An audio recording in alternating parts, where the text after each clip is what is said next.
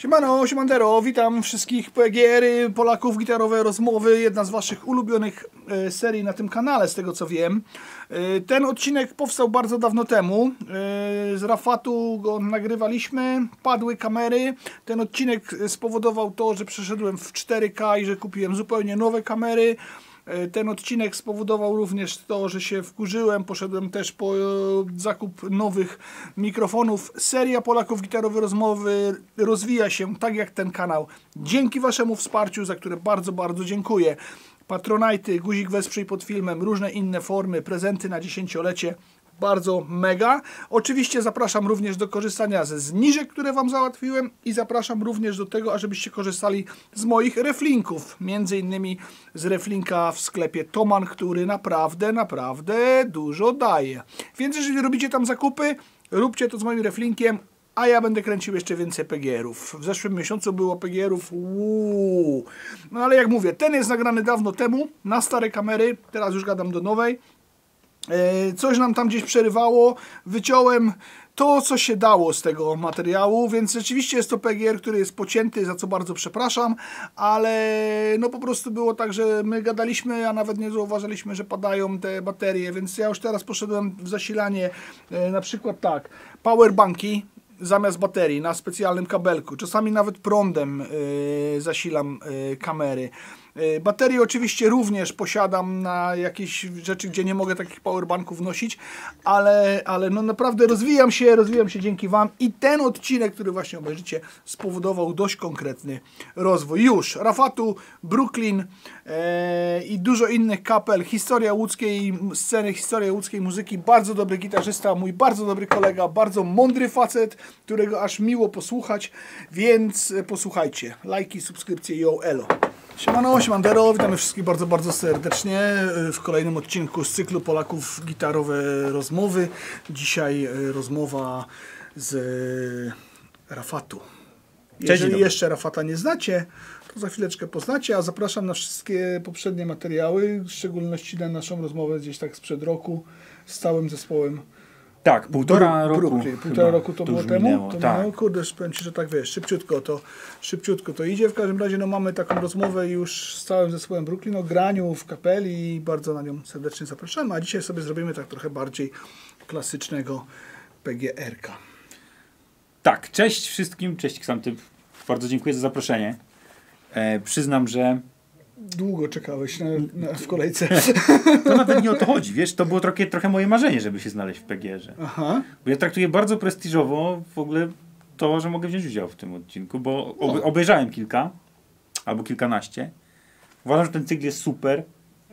Miło słyszeć, dziękuję. I jaram się, po prostu się jaram, że sobie pogadamy na wizji. Na wizji, super. Jak się rozpoczęła twoja historia z gitarą? Wiesz co? Na 2 razy. Na 2 strzały. Pierwszy był, jak byłem dzieckiem, takim kilkuletnim. To był sam początek podstawówki albo... Poskrzyczymy. Sam początek podstawówki albo nawet jeszcze nie. I było tak, że zafascynował mnie instrument. Po prostu sam w sobie. I wiesz, gdzieś tam łaziłem i o tym mówiłem i dostałem od dziadków pod choinkę gitary. Mhm. Jakby anegdota, która się z tym wiąże, jest taka, że... Ile miałeś lat? Właśnie nie pamiętam, może 6, może 7, może 5. Wcześniej, no. Wcześniej bardzo, tak. Natomiast anegdota, która się z tym wiąże, polega na tym, że moja fascynacja brała się z wizerunku Briana Maya z teledysków Queen. Mhm. Więc w moim dziecięcym umyśle gitara to był przedmiot, który trzymał Brian May. Jakby to było bezpośrednie skojarzenie. Nie myślałem o istnieniu innych gitar, które też pewnie gdzieś kiedyś widziałem. I innych gitarzystów. To trochę tak. Trochę tak.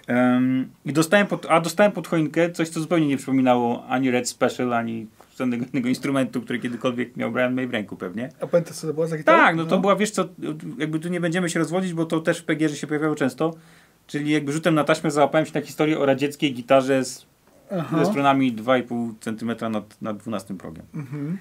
Ale ponieważ u mnie w domu nikt nie grał na gitarze, a ta gitara zupełnie mnie nie inspirowała w przeciwieństwie do teledysków Queen, to ona wylądowała w kącie na parę lat i dopiero w wieku lat 15 zapstryknęło mi na nowo. I wtedy A co było wtedy powodem?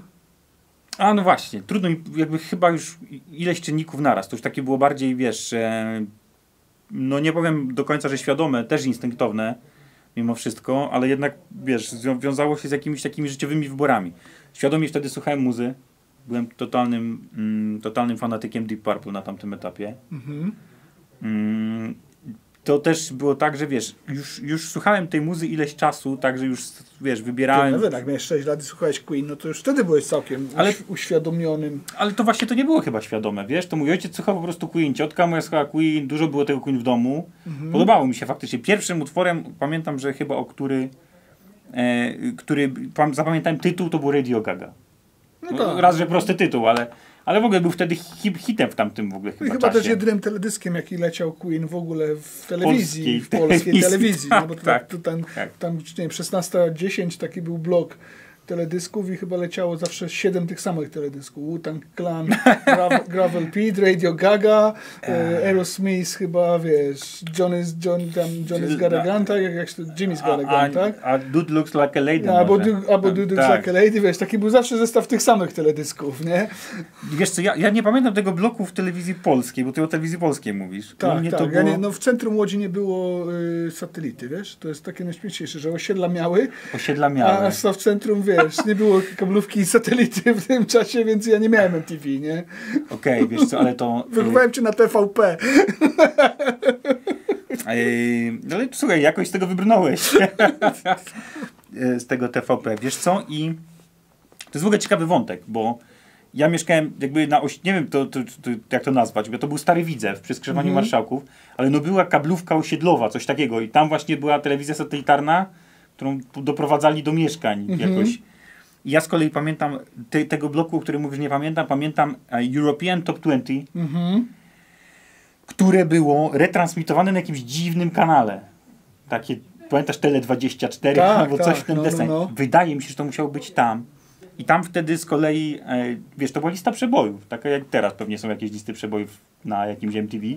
Ale tam wtedy było tylko, wiesz, Red Hot Chili Peppers, Guns N' Roses. MTV to chyba już nie ma list przebojów, z tego co słyszałem. Może nie. MTV już ma mało wspólnego z muzyką, nie? Tak, zmieniło się, wiadomo, w te wszystkie reality shows, tak? Ale nawet jeśli by były, no to coś, wiesz, to jakby teraz pewnie byłoby popowo, a wtedy było centralnie, wiesz, mówię, Guns N' Roses, Red Hot Chili Peppers, Soul Asylum i tego typu jakieś tematy pamiętam z tych klipów. No, ale później, jakby wracając do tego sprzętu, oprócz tego, że słuchałem wtedy już świadomie z wyboru muzy, w sensie już sam na to Deep Purple wpadłem, potknąłem się o to i pojechałem za tym, to też było tak, że to jest, wiesz, no już pomijam, że to jest taki okres w życiu człowieka, nie? Że skończyła się podstawówka, zaczynało się liceum i tu jest super w ogóle, uważam, kant w tej historii, bo na koniec podstawówki był taki spektakl się robiło. Nie wiem, czy też to miałeś w szkole. Nie. U nas było coś takiego, że wiesz, te 8 klasy przygotowywały jakiś taki kabaret. Coś tam, wiesz, śmieszki z nauczycieli. Może było, ale nie jakieś pamiętam. takie głupoty. No nie wiem, no. Tak, i tam było wykonanie jakiejś piosenki, gdzie akompaniował na gitarze Dawid z zespołu Brooklyn, stary. Bo ja chodziłem z nim do podstawówki, do równoległych klas. I nasze ścieżki miały się przeciąć dużo później, ale wtedy on miał tam tę gitę. Jak ja zobaczyłem, mówię, kurde, typ gra na gitarze, jakie to zajebiste. A już pomijam, że na jedną z tych prób przyniósł gitarę elektryczną i zagrał Smells Like Teen Spirit. I człowieku pozamiatał. Dokumentnie Januszek Lasek stał wokół niego, on tylko te 4 akordy tłukł. To było coś fantastycznego, jak to zobaczyłem. A później pojechałem na wakacje i tam też miałem w ogóle jakby jakieś, wiesz, przecięcie gwiazd, jak tego nie nazwać. Bo w pokoju mieszkałem z Kubą Wilkiem, niejakim Bobasem, który ma studio Habakówka teraz na południu Polski. On miał wtedy 14 lat, miał przerobione Szyjmy na basie, gdzie tylko da się ta szkoła Pilicha nazywała, nie? I on tłukł tym slapem w wieku lat 14. Dla mnie to było cudowne dziecko, jak go widziałem wtedy. No, wiesz, ja też miałem wtedy 15 lat, on tam 14, ale w sensie on miał już, jako dzieciak miał już to opękane to wszystko. Te kciuki i te bajery. A w pokoju obok mieszkał Jędrek Lewandowski. Ja w ogóle pozdrawiam chłopaków, bo to wszystko to miało kluczowe znaczenie na moją drogę. Jędrek to jest gość, który grał w zespole na przykład Coming to Town, a teraz ma pizzerię Zielona Górka i ma te wszystkie certyfikaty z włoskiej pizzy. Jest w ogóle człowiekiem renesansu. On wtedy To był rok 2000, jak on wygrał jakiś konkurs, pamiętam, na stronę internetową całego miasta Pabianice. On był, wiesz, zawsze... A, tą słynną pizzerię w Pabianicach, Tę zieloną tak? górkę, tak. Jeździ, wiesz, tam do tych Włoch i zdobywa te kwity na robienie pizzy. A grał przez wiele lat na gitarze. Wtedy mi też pokazywał jakieś pierwsze triki na tej gitarze. I jak ja wróciłem z tych wakacji... Kacper u niego pracuje, młody Kacper, syn Kacpera z proletariatu. Tak? Serio? Jest pizzermanem tam, tak. On na bębna gra. Tak. W rezerwacie w ogóle. Tak. Patrz. Także to wiesz, wszystkie te historie Tu się tak, wszystko przeplata, wiesz, fajnie patrz. zaplatają, nie? Tak. I wiesz co? I chłopaki w ogóle... Raz, że Kuba, który grał na tym basie tak porywająco, i Jędrek był mega pasjonatem, wtedy jechał na Hendrixie na okrągło. Wszystko, miał bootlegów, całą w ogóle skrzynkę. I Jędrek też powiedział mi o szkole Leszka Cichońskiego. Ja jak wróciłem, to byłem ustawiony mentalnie. Stary. Czekaj. Spoczko. Bo ty grasz na gitarze. Myślałem, że puszczasz jakąś muzę. Dobra. No, mówię. No i byłem ustawiony tak, wiesz, tak nafurany na ten cel, że ta gitara z tego kąta, ta radziecka, trafiła gdzieś do jakiegoś lutnika. Nie wiem, bo jak ja byłem na wakacjach, zadzwoniłem do ojca z tego automatu na karty i mu powiedziałem: ojciec, to trzeba robić już. Wiesz, o co chodzi? A mój ojciec jakoś, wydaje mi się, że on sam miał kiedyś lot na to, tylko nie miał możliwości chyba. I jak ja byłem na tych wakacjach, to on mi tę gitę ogarnął. To było w ogóle super. Jak wróciłem, to miałem najlepszy prezent na świecie, bo była gitara ogarnięta. Myślisz, że u Krysiaka była? Wiesz co, ja kiedyś ojca o to pytałem. Chyba nie, ale nie wiem gdzie. Piotrkowska gdzieś tam. A, dobra, to chyba wiem, gdzie. Tam koło katedry był też taki, Tak. taki stary lutnik. To, prawdziwy lutnik, który robił Skrzypce skrzypce i chyba. tak dalej, nie? Tak. Bo jednak pan Krysiak, no to bardziej serwis niż lutnik jako taki, nie? I gitary. No tak, gitary, no ale w sensie wiesz, że no nie robił gitar, tylko raczej je naprawiał, serwisował, kombinował, okay. nie? No Wiesz, tak, więc tak. ja to nazywam serwisem, a tamten facet rzeczywiście taki stary, to tak, pamiętam, że takie coś było. I co, i ta ruska gitara? Tak. Tak, stary, i dalej to już było... No dobra, i co, Dalej były z i samemu, i ta szkółka Cichońskiego i samouk totalny? Na początku tak. Tłukłem na tej gitarze riff do Black Knight jakieś 1,5 roku bez przerwy, z klepaniem tego fila na bębnach o pudło. No. Wiesz o co chodzi? Po prostu do pożygu. I ta szkółka Cichońskiego. I wiesz, jeszcze miałem, pamiętam, preamp do takiego przetwornika, który się w otwór rezonansowy wkładało. I to się pod hi-fi podłączało. Jak dobrze się tam dokręciło śrubkę, to się lekko wysterowywało. I był za wpierdziel. Na tej gitarze nauczyłem się grać na przykład riff do Heartbreaker. Sam fakt, że grałem riff od Heartbreakera, kurde, na takiej gicie, to był jakiś cios. Ale dało się jakoś tak, pamiętasz, że ona tak... Masz tą gitarę w ogóle na przykład jeszcze? U rodziców w ogóle chyba leży w piwnicy, bo ja nie zabrałem nigdy tam ale w sensie tego domu i tam rodzinnego. rzeczywiście tą akcję udało się chociaż jakoś tak ustawić, że ta gitara była w miarę grywalna? Na początku tak, ale ona później znowu straciła tę geometrię, tylko że ja już jej nigdy nie wróciłem do jakby utrzymywania jej w stanie używalności, nie? Zmieniałem tam struny z raz, czy dwa, czy trzy, jak w trakcie używania tego. Jak się zerwała. Tak.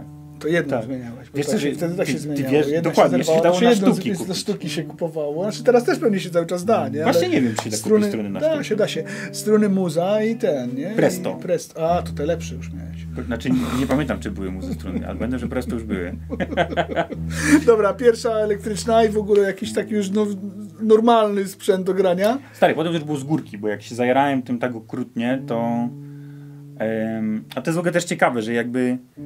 Ja miałem zawsze taki syndrom, wiesz, odkrywania roweru na nowo, więc ja nie wiesz... Wiesz co, gadaliśmy o tym kiedyś. No, też popełniłem ten błąd, nie? Wtedy na tym wywiadzie z Brooklynem o tym rozmawialiśmy. No. Czy to błąd? No może nie błąd. Błąd, no ja uważam, że błąd w tym momencie, nie? Po latach uważam, że błąd. Jakbym zaczął, wiesz, tym bardziej, że jestem teraz na etapie tej ewolucji październikowej tak zwanej, Tak, wiem. czyli poszedłem do szkoły. Trzymam kciuki. No i wiesz, odkrywam tyle słabości, tyle złych rzeczy, które zrobiłem, które mogłem ominąć wtedy. Być może by mnie to zaprowadziło w inne rejony i wiesz, może by to też zupełnie inaczej wyglądało, więc to nie jest tak, że wszystkiego żałuję. No wiesz, jarania trawki też nie żałuję, a żałuję i tak dalej. Wiesz, tak. Każdego wyboru życiowego można żałować, ale coś się z niego wyciąga, o ile nie zrobiłeś komuś albo sobie naprawdę krzywdy, nie? Natomiast wiesz, no... Ja tej drogi żałuję, no ale opowiedz o niej ze swojej perspektywy, no. Tak, zaraz to przeskoczymy wszystko, ale to jeszcze tak, wiesz co, filozoficznie na chwilę. Ja się zastanawiam, bo Bo też o tym wtedy rozmawialiśmy właśnie na tym wywiadzie, jak byliśmy z Nocnym na tym wyjeździe, że wiesz, że to był ten syndrom samouka, że wiesz, ja też naczytałem o tych samoukach. Ja się zastanawiam, czy gdyby mnie ktoś zmielił nauką, to czy ja bym nie stracił zapału. Dlatego, że ta branża jest cholernie trudna. Jak ja bym miał poczucie, że umiem, a to nie przynosi jakiegoś takiego rezonansu w świecie, to już dla jednych to będą pieniądze, dla innych to będzie sława, wiesz o co chodzi, nie? Ale gdybym tego nie miał, gdybym nagle... Dobra, fajnie gra.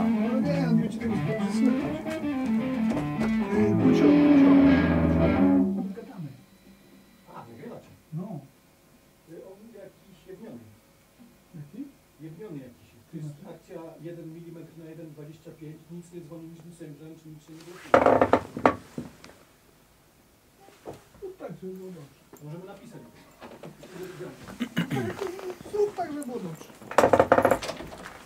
Nie, bo to będzie nam strasznie słychać, wiesz? Spoko, Wiesz, trochę dobra, no nawijaj.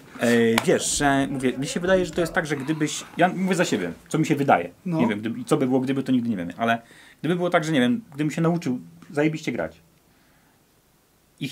i nagle bym to chciał, wiesz, przełożyć na cokolwiek, na swój cel, jakkolwiek byś go nie zdefiniował, mówię, dla niektórych kasa, dla niektórych nagrywanie zajebistych płyt czy coś, to myślę, że to się bardzo łatwo może skończyć frustracją, a jeżeli masz swoją ścieżkę, no to po prostu lecisz za tym królikiem i droga jest trochę celem. Ale dobra, jakby każdy ma Na swoje... swój sposób też znamy takich gitarzystów, którzy poszli tą ścieżką, o której teraz rozmawiamy. I nie są szczęśliwymi. Nie są szczęśliwymi, nawet czasami nie są gitarzystami też. Tak. Mimo tego, że cały czas biorą gitarę do ręki, I to nie każdego z nich grają. gitara, bo wiesz, niektórzy poszli drogą gitarową, niekoniecznie wchodząc na sceny, nie wiem, pootwierali sklepy muzyczne, Oczywiście. wiesz, szkoły gitarowe i tak dalej. To Oczywiście. cały czas jest jakaś tam ścieżka gitara. Niektórzy w ogóle też tą gitarę przez to, być może co mówisz, rzucili Być może. w kąt, załamali się totalnie i stwierdzili, no kurde, tyle zrobiłem, nic mi to Stary, nie dało. Natomiast ta nasza droga była taka, że cały czas byłeś trochę blisko, a trochę daleko. I cały czas, no tak, trochę to tak jest, Trochę to rzeczywiście. tak, No, jak ci ucieka, to trochę gonisz, a wiesz. no. Tak sobie to tłumaczę, wiesz. Jacek Królik na warsztatach kiedyś powiedział, znaczy były warsztaty i później siedzieliśmy przy herbacie i to było takie, wiesz, nieformalne. I ktoś go zapytał, Jacek, a ty nie masz momentów zwątpienia? A on mówi, stary, regularnie. Jacek Królik, facet, który posiadł instrument, w sensie umiejętność w sposób jakiś tam kompletny i ma robotę. Wiesz o co chodzi, cały czas. I on też mówi, że on nieraz miał, bardzo często miał chwilę zwątpienia, więc to jakby wydaje mi się, że to bardzo, bardzo trzeba uważać z takim kategorycznym określaniem, że błąd, nie błąd, trzeba było inaczej, może i tak, może trzeba było, ale nigdy nie wiesz, jakby co się, wiesz. Nie, no tak jak wiem, no tak jak gadaliśmy wtedy, tak jak powiedziałem nawet teraz, że no Tak. mówię, na pewno bym, jeżeli bym poszedł do szkoły muzycznej, czy tam do, nie wiem, do kogoś na lekcję i tak dalej, ktoś by mnie próbował gdzieś tam ukształtować i być może bym się nauczył tego wszystkiego, czego się teraz chcę nauczyć, to na pewno bym nie zrobił tego wszystkiego, co zrobiłem, z czego jestem mega zadowolony w życiu, Na przykład, tak? dokładnie. Czyli nie stanąłbym na scenie, wiesz, przy stanku Woodstock, nie zagrał w Proximie przed Illusion w tamtych czasach, kiedy to było naprawdę coś, wiesz, mega i wiesz, być może nie pisaliby o mnie w jakichś tam magazynach, że jesteśmy Chociażby. odkryciem jakimś tam, Tak. bo pewnie ta świeżość na przykład i ta niewiedza i ten taki, wiesz, Ciąg na to ciąg i w ogóle, tak. no po prostu to, że wiesz, patrz kurde, ale to tak się robi, odkrywamy i ta energia być może by się nie pojawiła, bo wszystko byłoby takie gdzieś tam wykalkulowane. No to tak na dwoje babka wróżyła tak naprawdę, nie? Bo Tak. to, a wiesz, a może bym teraz grał joby i wiesz, zarabiał Może by pieniądze. grał. Więc no, nie ma na to ścieżki też, ma, nie? nie To ma. takie coś. No ale fajnie, że mamy tą historię dosyć podobną. Ale powiedziałeś, że na początku, bo przewinie się gdzieś na jakiś motyw nauczyciela? Tak. No dobra, Już no. za chwilę. A propos tych super odkrywczych rzeczy, to ci jeszcze o Jędrku wspomnieliśmy. Kojarzysz efekt Farmer's Mill? Było coś takiego, to był taki ten detektor co sygnału, co kabel, przerywa. kabel, Tak. co no? Ale wiesz, no to było napisało o tym cały świat. Ktoś tam wziął to w endorsement, nie wiem czy nie Gilbert, czy ktoś taki. A to Jędrek wymyślił. Tak? Tak, to był od nas z miasta. Czy Poważnie? efekt, tak. O! Stary go wymyślił, zaprojektował i wpuścił na rynek jako Farmer's Mill.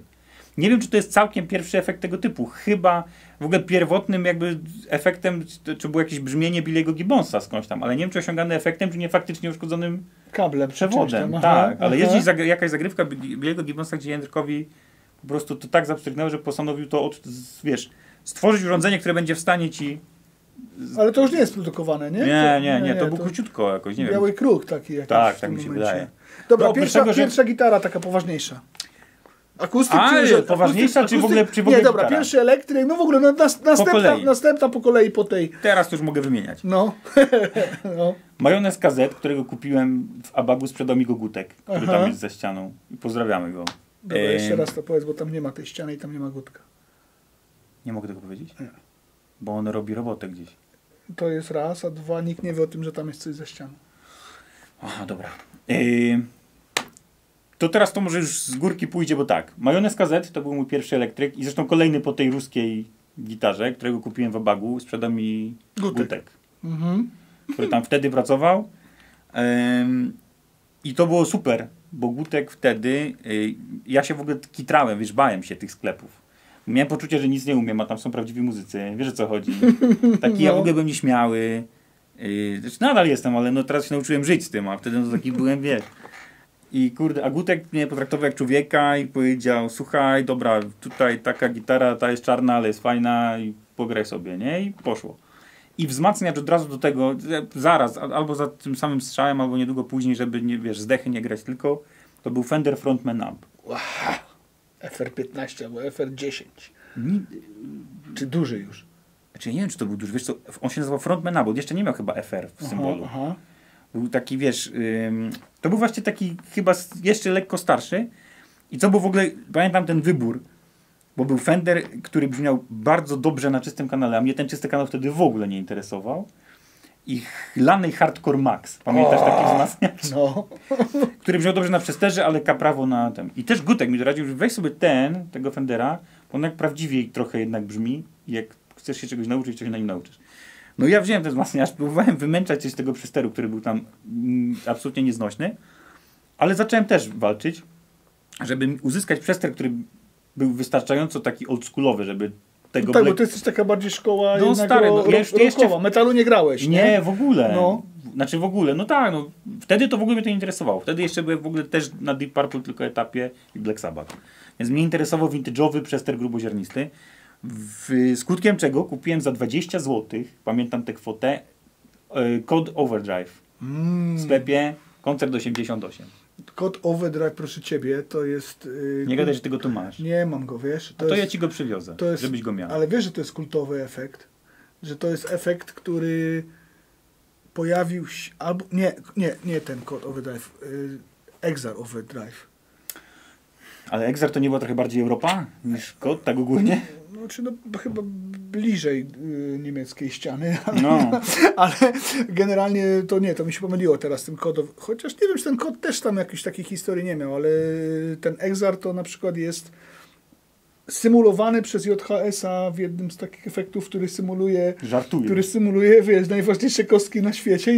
Jest symulacja polskiego Exara. Tak, ale nie wiem, czy on z tym kodem, czy też coś, ale kod czy koda? Wydaje mi się, że kod. Czyli ten taki bardziej jeszcze kwadratowy. Tak. Taki, no to on też na te efekty ma taką, wiesz, fazę, nie? Więc to są takie rzeczy, wiesz... To jest w ogóle fucking shit, nie wiedziałem. Zajebista historia. Ten efekt w ogóle był też, on był, jak nie wiem, czy ja go źle zasilałem, czy był trafiony, bo odwrotnie działała lampka. Jak był wyłączony, to mu się lampka świeciła, jak się deptało i zaczynał działać, to gasła lampka, ale przyzwyczaiłem się dość szybko. W każdym razie, zacząłem wtedy grać, wiesz, i wtedy, to też zajebiste, poznałem pierwszą pozycję pentatoniki i na pierwszych ileś 10 miesięcy albo naście przynajmniej mi wystarczyło. Bo to mi pozwalało szukać tych melodyjek, wiesz o co chodzi. I po prostu już dalej znowu w te melodyjki brnąłem. I co, i to ta Leszka z Cichońskiego szkoła? Też, jeszcze chyba męczyłem to. Nie wiem do jakiego etapu się tym zajmowałem. Znaczy, ja przyznam szczerze, to jest też, ja nie przerobiłem chyba do końca jej nigdy. Co jest w ogóle, widzisz, miałem powiedzieć, że błędem. No nie wiem, czy błędem. Ale ja wtedy, wiesz, jak słuchałem takich rzeczy, to one się opierały na pentatonice molowej. A kolejne etapy książki Leszka zmierzały do bluesa już tego septymowego, na akordach dominantowych zbudowanego, durowego bluesa, wiesz, z septymą. A ja mówię, kurwa, co to jest wtedy? Tak sobie myślałem, wiesz, jest jakaś dziaderka, grają to niewidomi murzyni gdzieś tam, nie? I wiesz, znaczy to było moje myślenie młodziaka, nie było. Przepraszamy za naszą niepoprawną polityczność. Nie, znaczy wiesz, Piękne hasło. Nie wiem, czy ja powinien, znaczy może, wiesz, dzisiaj niby nie powinniśmy tak mówić, ale ja tak wtedy myślałem, wiesz, no. Nie, no bez przesady. Wszyscy wiedzą, o co chodzi. Tak, tak, naturalnie. Ja na tej mailowej pentatonice walczyłem i to mi wystarczało do bardzo wielu rzeczy wówczas. I tam wiesz, później jakieś pierwsze próby grania z ludźmi i to w ogóle też coś takiego z tej biografii Deep Purple polskiej, którą przeczytałem z 5 razy, miałem taki azymut, że trzeba robić zespół. Na tym to polega. Jakby ja nie byłem wyuczony na solowcach typu tam Vai czy Satriani, którzy już wtedy byli na piedestale. Ale to nie był mój świat. Mój świat to były zespoły. Te takie, raz, że legendarne, dwa, że jakby tam był etos tego robienia tego wspólnie. Wszyscy przeciwko światu trochę. I w zasadzie po jakiejś kolejnej... I to wiesz, to wszystko się działo na etapie liceum. I zaraz po liceum, jak już takie pierwsze zespoły miałem, które już grały z sekcją, gdzieś tam zagraliśmy jakiś przegląd, to trafiłem na studiach do grupy z Dawidem znowu. Aha. I widzieliśmy się w liceum. Dawid w ogóle miał wtedy włosy do pasa, co nie przypominał siebie z podstawówki. Podszedł do mnie i pytał mnie, czy ty chodziłeś do podstawówki 4. Ja patrzę na gościa, wiesz, ale z autentycznym zagubieniem. Więc tak, ale skąd ty to możesz wiedzieć? A on do mnie mówi, no bo ja też chodziłem do tej szkoły. Ja mówię, co ty gadasz? I wtedy okazało, że on już miał za sobą zespół i nagrania. Jak się nazywała ta kapela? PB Kids. Prematurely Born Kids, tak? Okay. Coś takiego. Byli kwartetem i grali takiego... To był, wiesz co, no, oni się rali całym metalem wówczas, ale wychodziło... Ale z taki... Cały zespół brzmiał trochę z lekkim punkowym sznytem. Tak jakbyś dolał punka do metalu. Jakkolwiek to się może udać. I tam się wydarzyły jakieś historie, że ja trafiłem do tego zespołu i ten zespół nazywał się Overhood i byliśmy już takimi kolesiami, którym się dużo wydawało na swój temat. No, pamiętam to, ten etap. Tak. Ale wiesz, mieliście menadżerkę i w ogóle. O, my tam mieliśmy menadżerkę. Było. Różne były historie, tak. Wiesz co? Słuchaj, jakby to... Ja tutaj muszę jedną rzecz powiedzieć też. Ale ten Overhood to był twój pierwszy zespół?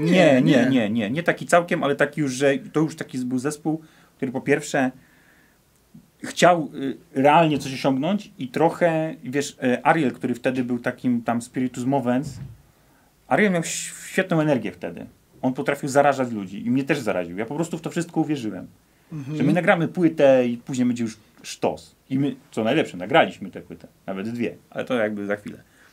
Ale jakby ten przełom w postaci dołączenia do zespołu, gdzie w ogóle to jest też ciekawe, bo wtedy ludzie mnie pytali, stary, dlaczego ty dołączyłeś do takiego zespołu? Przecież ty powinieneś grać bluesa, stary.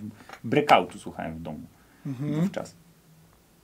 I być może to ten też Overhood taki trochę grunge'owy był, taki, nie? no, wiesz, może już później się zrobił właśnie, jak jeszcze dołączyłem ja, to może się tak te gitary rozeszły, przestały być takie punkowe, bo Dawid jak grał sam rytmiczną, to on grał rytmiczną i zresztą Dawid grał wtedy już tak trochę jak teraz, czyli też palcami dogrywał. To było dosyć ciekawe, tylko w jedną gitarę to tam może za mało było mięsa, a już 2 się zrobiło może trochę grunge'owo.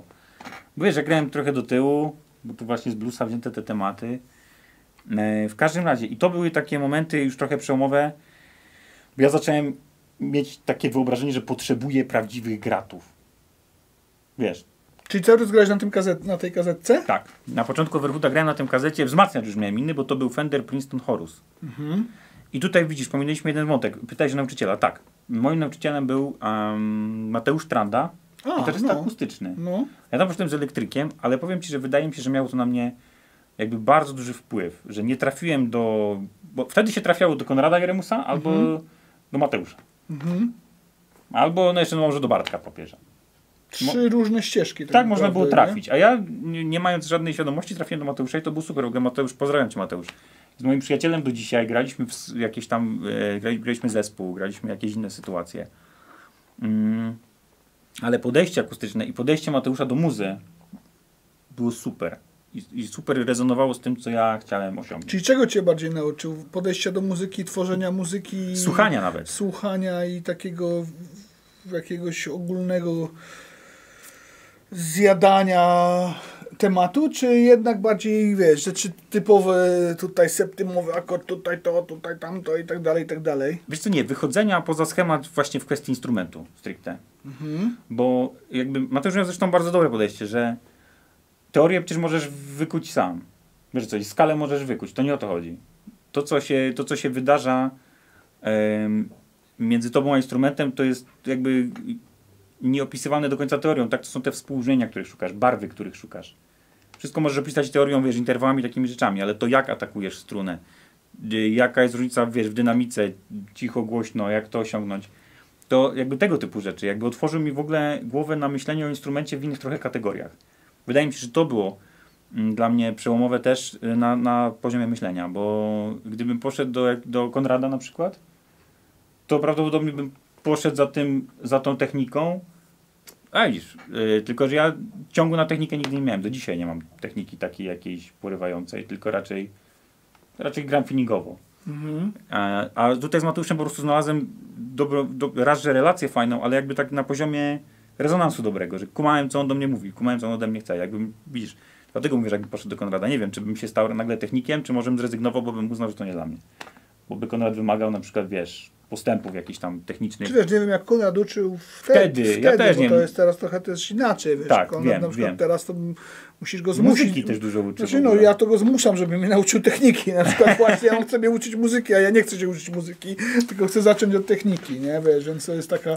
Ale wiesz, Konrad to był wtedy... Myślę, że wtedy raczej było to jednak techniczne. Techniczne, granie, bohaterem właśnie takiego grania technicznego, zaawansowanego bardzo.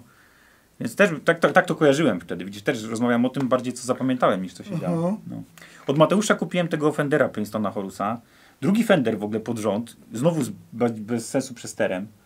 A ja chciałem grać w sterowane rzeczy. Wszystko na przekór, ale to był super wzmacniacz. To w ogóle jest ciekawe, że kojarzysz, jest do jazzu Roland Jazz Horus, on się nazywa? Kojarzę, stoi. Masz go tam.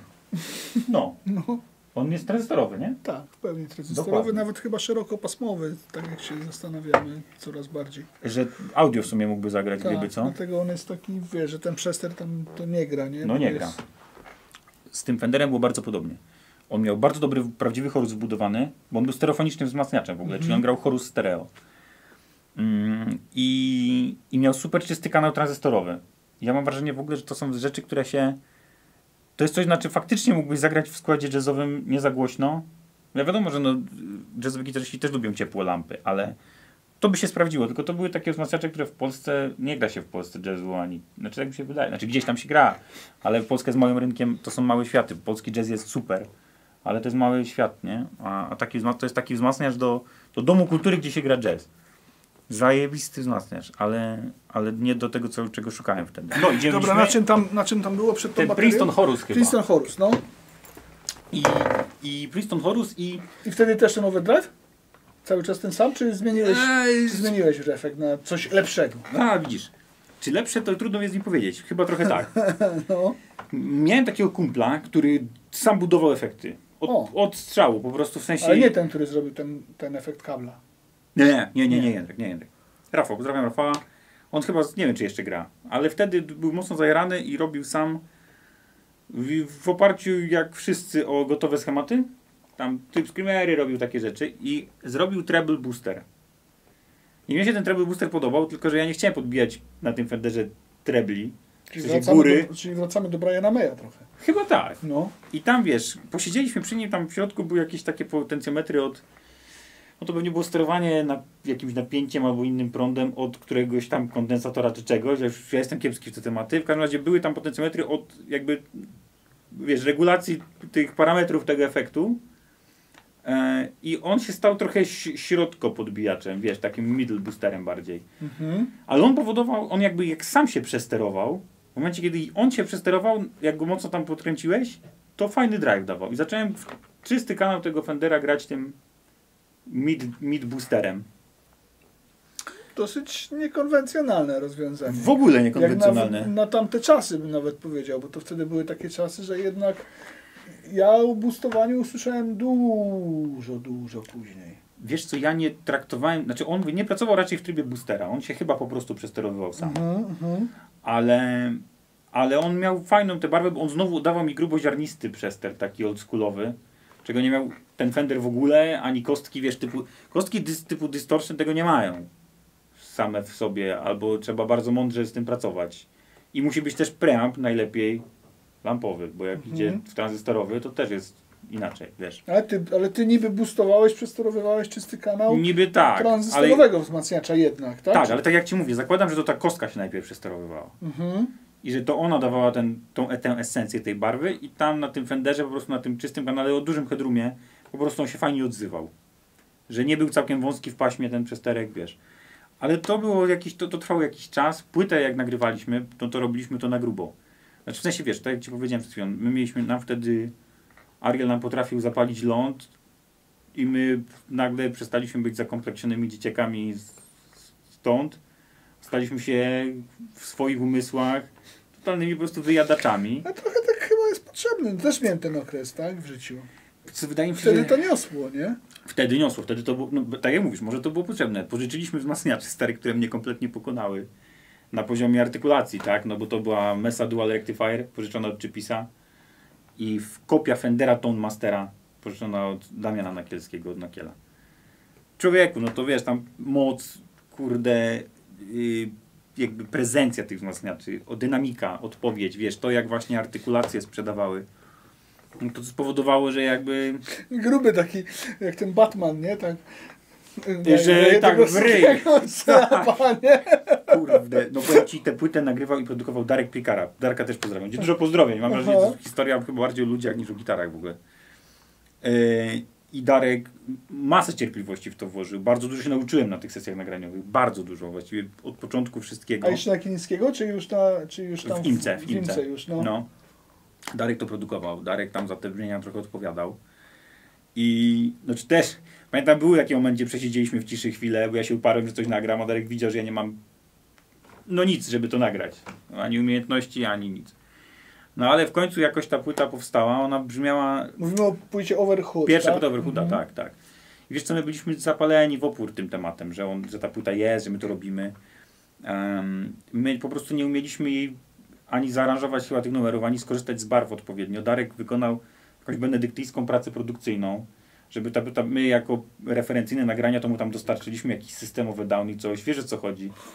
Więc ta płyta, wiesz, ona jest mocno wykompresowana, co Darek zrobił z premedytacją, bo jakby my tego niby chcieliśmy, ale przy tym jak my nie radziliśmy sobie z tymi tematami, mówię za siebie, że sobie nie radziłem, nie wiem, nie chcę powiedzieć, że Dawid sobie na przykład nie radził.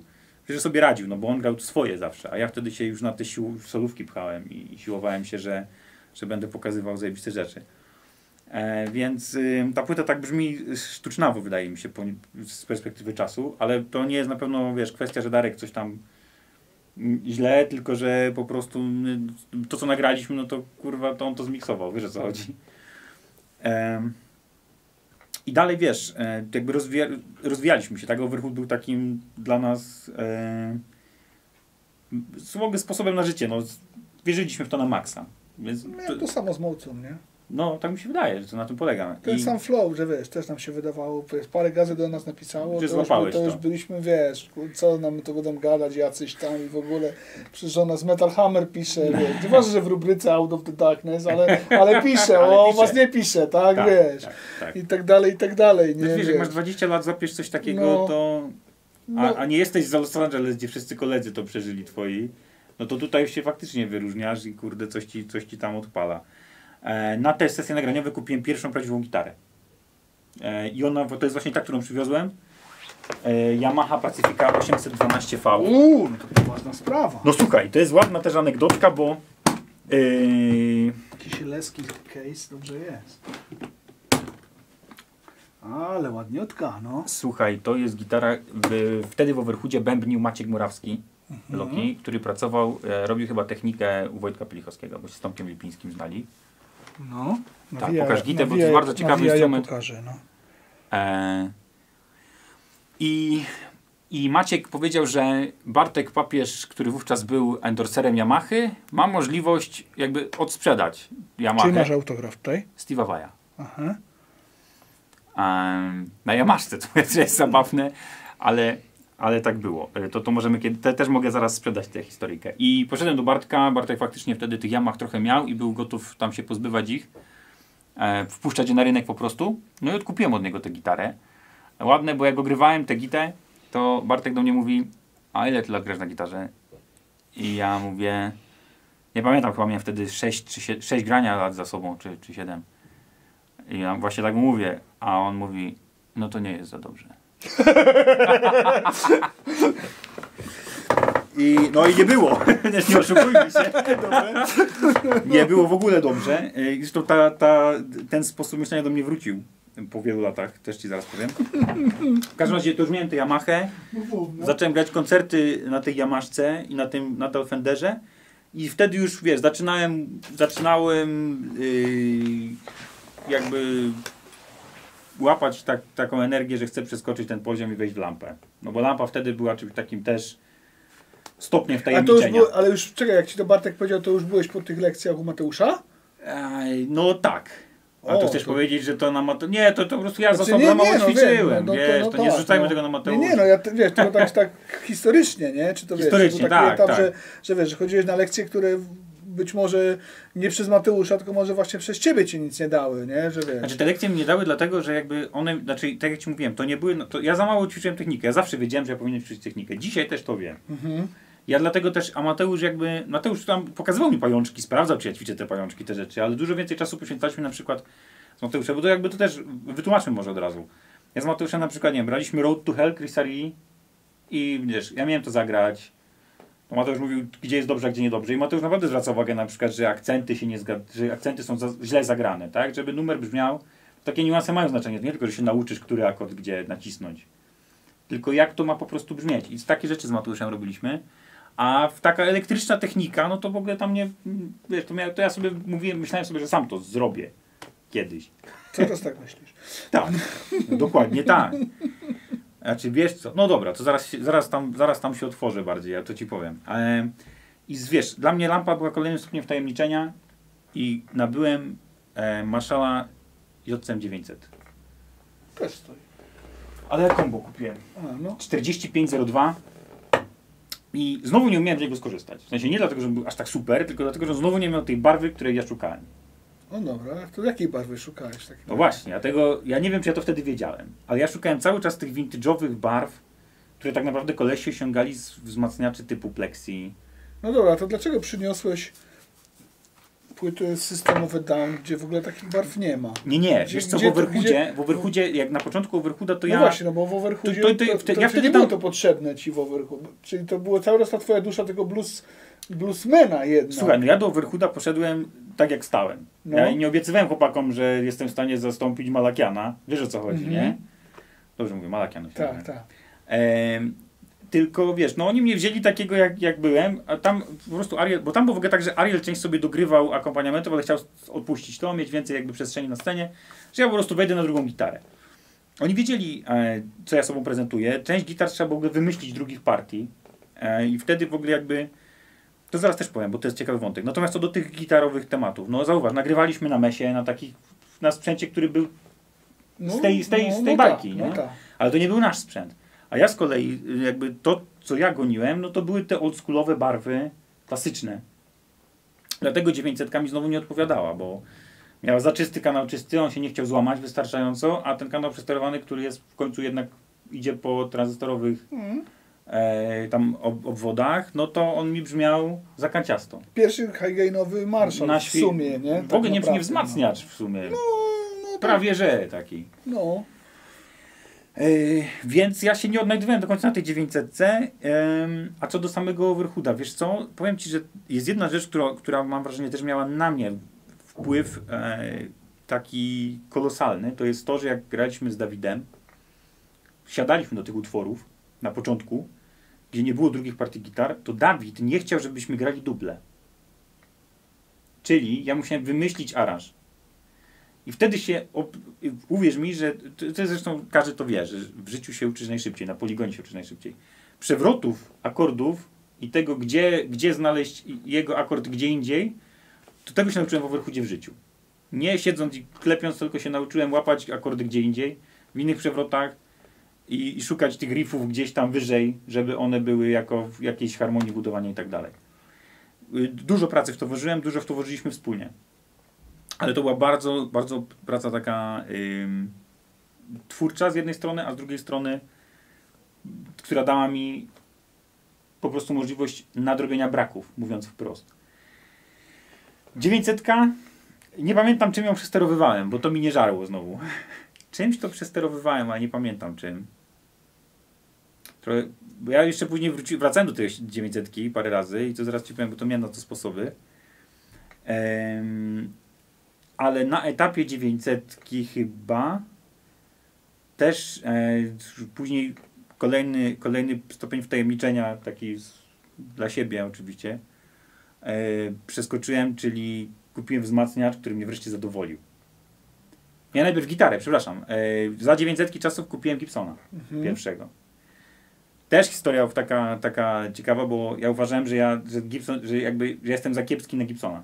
Miałem takie podejście. Tak uważałem, że to są Co to znaczy? No uważam, że to są takie gitary dla takich zawodowców, że trzeba super umieć grać, żeby sobie kupić Gibola. I dopiero wtedy, że możesz sobie kupić Gibsona, trzeba mieć prawo jazdy na Gibsona. Żyłem w takim świecie. Okej, ciekawe. Wiesz, o co chodzi? No. No wiesz, raz, że to są drogie rzeczy, tak? Ja tym bardziej wtedy. Ale to nie było aż tak strasznie dawno temu. To było, to był 2010 rok. No to jeszcze... Pierwszy Gibol, ale one No dobra, 2010 to już powiedzmy, że stawało się to trochę bardziej normalnie przystępne. Częściej to widywałeś na ulicy. No tak, bo ja myślałem, że to tak, wiesz, cały czas mówimy tam koniec lat 90., początek lat 2000. Nie. To wtedy to rzeczywiście jeszcze, wiesz, było tak, że była jedna na całą Łódź w jednym sklepie, nie? No właśnie, właśnie. I wiesz, z tym Gibolem też tak, że my wtedy jeździliśmy jako Overhood support normalsów i Ritus mi powiedział, mówi, a ta gitara wisiała w sklepie u Huberta Max Music. I Ritus do niej mówi, jest fajny Gibol u Huberta, idź go sobie zobacz. Chipis go sprawdzał, jest porządny. Ja mówię, ale ja to jestem za chujaty na Gibsona. A Ritus zrobił taką samą minę jak ty teraz, albo jak ty przed chwilą.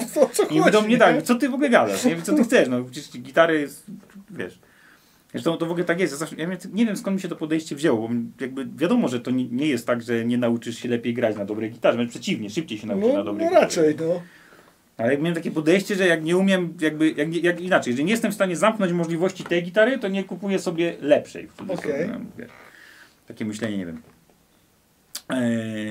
I on tak właśnie mówi do mnie, że kurde stary, jest dobra gitara, co ty pierdzielisz?